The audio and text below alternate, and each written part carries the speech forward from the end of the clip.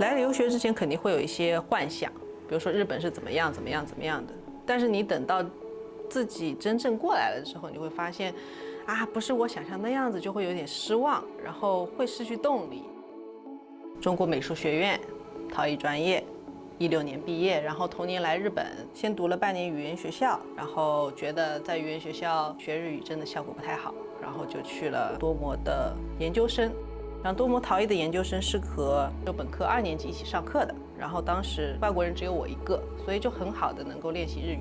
过了1年研究生生涯，然后再读修士，修士就是国内的研究生，当时那个研究生可以叫旁听生。修士毕业了之后呢，现在在做这边的陶艺教室的店长。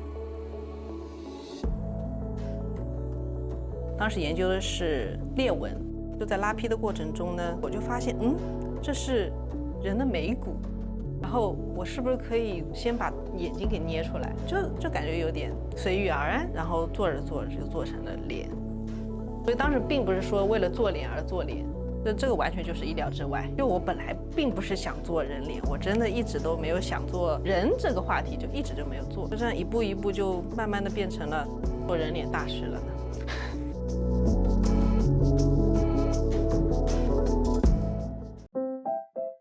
刚开始做的话就是用拉坯机，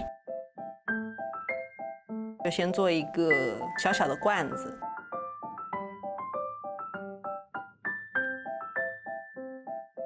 在这个小小的罐子基础上，再用手指来让它形变，做出嘴啊、鼻子啊、眼睛，它的脸颊的效果。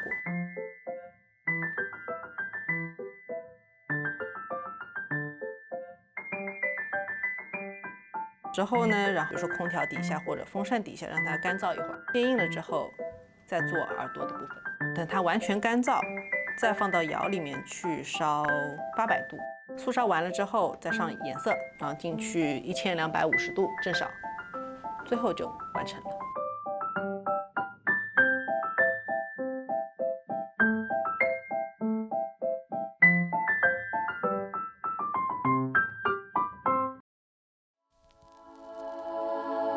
泥巴是有自己的脾气的，所以说，等它起脾气的时候，你不要去逆着它。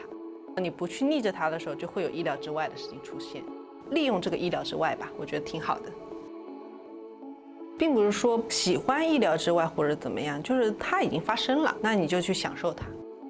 我到这边来工作也是一个意料之外的事。当时我研究生2年级，正好要准备就职嘛，后各种就开始找，我也打算不做陶艺了，可能去一个什么设计类的公司，设计一些文具啊之类的，拿着固定的工资，然后拿着安全的签证。后来就得到了这个机会，就真的也是意料之外的事。有人在群里面就说，或许有陶的研究生，说不好意思，研究生这只有我一个，只有我一个人是外国人。然后他就说那就你了。然后平时也会接待一些日本的客人，那听一些他们的故事，然后再是留学生过来做作品，然后接待一下朋友，也算有一个能够回去的地方。我是觉得就生活中没有什么是绝对的，你按部就班可以，但是里面发生的小风浪也一定要去接受它。这就可能是也是我一个人生观吧。来留学之前肯定会有一些幻想，比如说日本是怎么样的，但是你等到自己真正过来了之后，你会发现，啊，不是我想象那样子，就会有点失望，然后会失去动力。来的时候想呢，我想着住着怎么样的房子啊，然后过着怎么样的生活呀之类的。但人肯定都会变嘛，想法也会变，你自己期望的东西也会变，就慢慢的就适应着这一切嘛。回国之后呢，还是有非常大的一个期望，可以做自己的工作室。在此之前呢，肯定需要资本，要不就去坐班，对吧？去应聘一些公司，先工作，然后要不就是去带学生，那都是 OK 的。我是觉得，肯定不会没有路走，对吧？那中间也会有一些意料之外的事情。那到时候就把握那个机会就好了。对，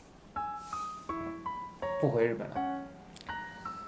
回日本的话，可能到时候就是作为旅游的人吧，肯定有一些遗憾，那肯定有没做完的事情，还是有一些想要保留的一些事情。那就是在这半年内，你好好的，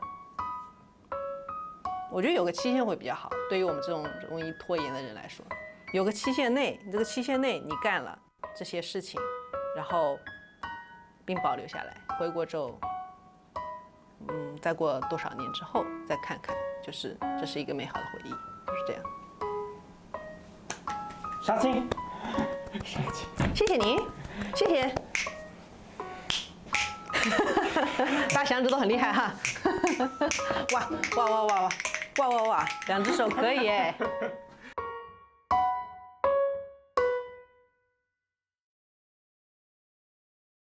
我觉得的话是，因为我很喜欢一句话，叫“船头桥头自然直”，船到桥头自然直，起嘎鹅，船到桥头自然直，车到山丘前必有路。豹哥，我这一豹哥在吃可乐。